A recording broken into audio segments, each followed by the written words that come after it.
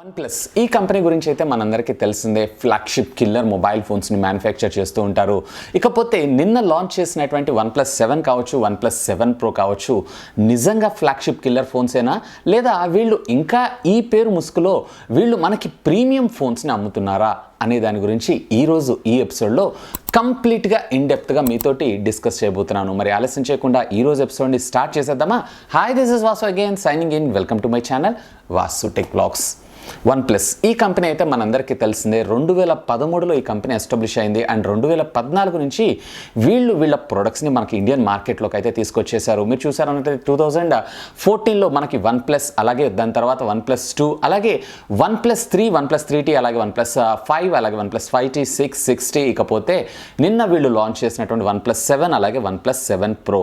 ఇక మీరు చూసారన్నట్లయితే ప్రీవియస్గా అంటే 2014లో మీరు చూసారన్నట్లయితే వీళ్ళు OnePlus కంపెనీ అనేది కేవలం మౌత్ పబ్లిసిటీ ద్వారా పబ్లిష్ అయ్యేది. అండ్ చాలా మందికి కూడా OnePlus అనగానే అసలు ఈ కంపెనీ ఏంటి, OnePlus 1 అని అంటే ఒక ఫోన్ కొంటే మరొక ఫోన్ ఫ్రీయా అనుకున్న రోజులు కూడా చాలా ఉన్నాయని అనుకోవచ్చు.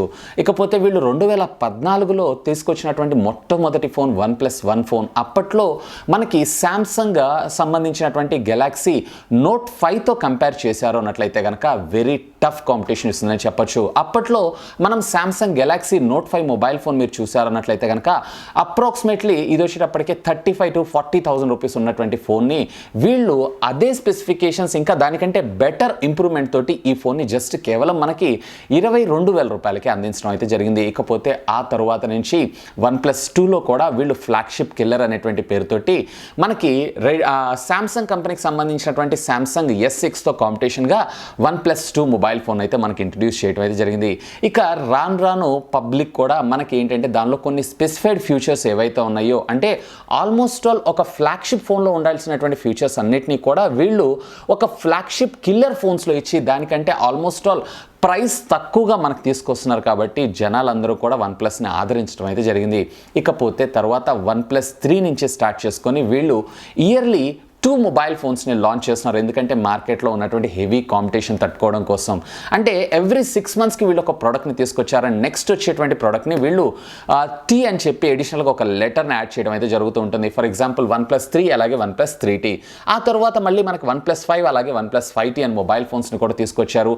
ఇక పబ్లిక్ డిమాండ్ని బేస్ చేసుకొని దానిలో ఫ్యూచర్స్ని యాడ్ చేసుకుంటూ పోతున్నారు అండ్ యాడ్ చేసుకున్న తగ్గట్టుగా మన మొబైల్ ఫోన్కి సంబంధించినటువంటి ప్రైస్ని కూడా హైక్ చేసుకుంటూ వెళ్తున్నారు. ఇంకా చెప్పాలి అంటే OnePlus 3 సిరీస్ నుంచి స్టార్ట్ చేసుకొని మనం OnePlus కంపెనీ నుంచి ఫ్లాగ్షిప్ కిల్లర్ అనే పేరు కూడా దూరం అయ్యామని చెప్పుకోవచ్చు. ఎందుకంటే OnePlus 3 నుంచే మనకి ప్రైజెస్ అనేవి almost all that is equal to ఒక ఫ్లాగ్షిప్ ఫోన్ కింద రావడం అయితే జరుగుతూ ఉంటుంది. ఇక OnePlus 6, అలాగే OnePlus 6T గురించి అయితే చెప్పనాల్సిన అవసరం లేదు.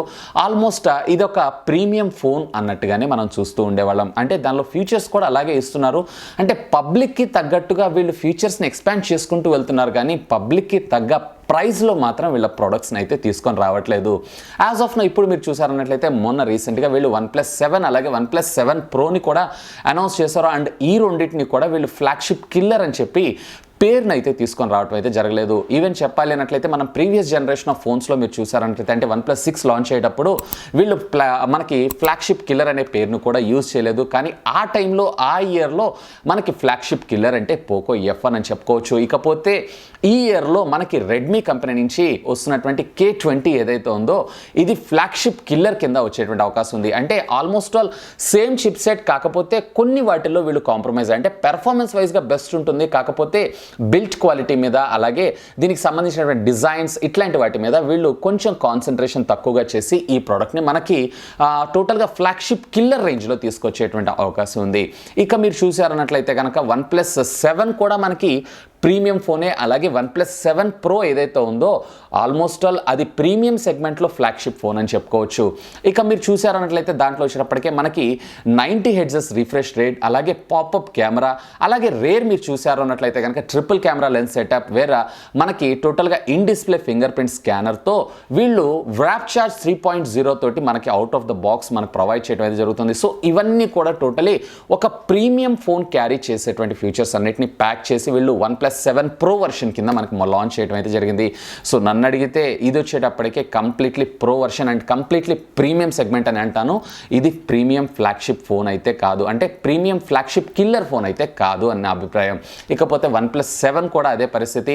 కానీ OnePlus 7లో మీరు చూసారు అన్నట్లయితే కనుక వీళ్ళు నార్మల్ కెమెరా అలాగే మనకి టెలిఫోటోనిక్ లెన్స్ కోసం వీళ్ళు మరొక కెమెరాని యూజ్ చేశారు. వేరే ఫ్రంట్ వచ్చేటప్పటికి రెగ్యులర్గా OnePlus 6 లాగానే మనకి నాచ్ డిస్ప్లేని అయితే తీసుకొచ్చారు. అలాగే ఫ్రంట్ కెమెరా కూడా మనకు ప్రొవైడ్ చేయడం అయితే జరుగుతుంది. వేరే OnePlus 7 Proలో వచ్చేటప్పటికే మనకి అల్ట్రా వైడ్ యాంగిల్ కోసం సపరేట్గా వీళ్ళు ఒక కెమెరా డెడికేటెడ్గా పెట్టడం జరుగుతుంది. అంటే కెమెరాలలో కూడా కంప్లీట్లీ మనం ఫుల్ ప్లెజ్డ్గా యూజ్ చేసుకోవాలి అండ్ డిఫరెంట్ కైండ్స్ ఆఫ్ లెన్స్ని చూడాలి అన్నట్లయితే ఖచ్చితంగా మీరు ఇక్కడ have to go for the premium segment phone అని నేను అంటాను. ఇకపోతే ఈ OnePlus కంపెనీ అనేది నో మోర్ ఫ్లాగ్షిప్ ఫోన్ అనే నేను అంటాను. ఇక దీంట్లో మనకి వీళ్ళు పాపప్ కెమెరాని కూడా తీసుకొచ్చారు. ఐ థింక్ పాపప్ కెమెరా ఏదైతే ఉందో ఇన్ ఫ్యూచర్లో మేబీ 2019 ఎండింగ్ కల్లా ఈ పాపప్ కెమెరా కూడా అవుట్డేటెడ్ అయ్యే అవకాశం ఉంది. అండ్ అఫ్కోర్స్ మన మొబైల్ ఫోన్స్ ఏవైతే ఉన్నాయో కింద పడుతూ ఉంటాయి. సో మనకి ఎక్కడన్నా బాడీ డ్యామేజ్ అయ్యేటువంటి అవకాశాలు కూడా ఉంటాయి. ఈ మూవింగ్ ఆబ్జెక్ట్స్ ఏవైతే ఉన్నాయో మన మొబైల్ ఫోన్స్లో ఇవి ఎక్కువగా లైఫ్ రాదు. ఈవెన్ మీరు రేర్ కెమెరా నుంచి ఫ్రంట్ కెమెరాకి స్విచ్ అవ్వడానికి కూడా కొంచెం టైం పడుతూ ఉంటుంది. ఎందుకంటే ఇదంతా టోటల్లీ సాఫ్ట్వేర్తో పాటు మెకానిజం కూడా ప్రాపర్గా వర్క్ చేయాలి కాబట్టి. సో నన్ను అడిగితే ఈ పాపప్ సెల్ఫీ కెమెరా ఏదైతే ఉందో అంత సక్సెస్ఫుల్ ప్రోడక్ట్ అయితే కాదు. కానీ వాళ్ళు ఈ వాటిని ఎరగా చూపించి మన దగ్గర ఆల్మోస్ట్ 60,000 రూపీస్ వీళ్ళు ఛార్జ్ చేయడం జరుగుతుంది.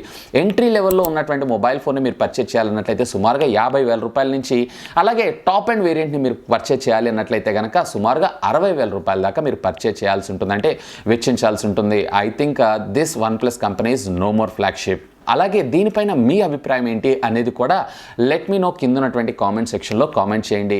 సో ఇది ఫ్రెండ్స్ OnePlus కంపెనీ చేస్తున్నటువంటి తప్పులన్నీ. అంటే ఇకపైనైనా వీళ్ళు టోటల్లీ ప్రీమియం సెగ్మెంట్ మీద కాన్సన్ట్రేట్ చేయకుండా ఒక ఫ్లాగ్షిప్ కిల్లర్ ఫోన్స్ మీద కాన్సన్ట్రేట్ చేశారు అన్నట్లయితే దట్ విల్ బి బెటర్ అని నేను అనుకుంటున్నాను. ఇంకా OnePlus కంపెనీ సేల్స్ అమాంతం పెరిగేటువంటి అవకాశం ఉంది. హోప్ ఈ వీడియో మీకు నచ్చిందని నేను ఆశిస్తున్నాను. ఒకవేళ ఈ వీడియో మీకు నచ్చినట్లయితే ఒక లైక్ చేయండి, అలాగే దీన్ని మీ ఫ్రెండ్స్ అందరితో షేర్ చేసుకోండి. అండ్ మీరు కనుక నా ఛానల్ని మొట్టమొదటిసారిగా చూస్తున్నారు అన్నట్లయితే కనుక ప్లీజ్ సబ్స్క్రైబ్ చేసుకొని నన్ను సపోర్ట్ చేయండి. ఎందుకంటే మీ అందరి కోసం ఇలాంటి లేటెస్ట్ గ్యాడ్జెట్స్కి సంబంధించినటువంటి అప్డేటెడ్ ఇన్ఫర్మేషన్తో పాటు వాటి unboxing, reviews, tech news, informative videos ఎన్నో నా ఛానల్లో మీకోసం తెలుగులో తీసుకొని రావడం జరుగుతుంది. That's all for today. This is Vasu signing off. Have a great day.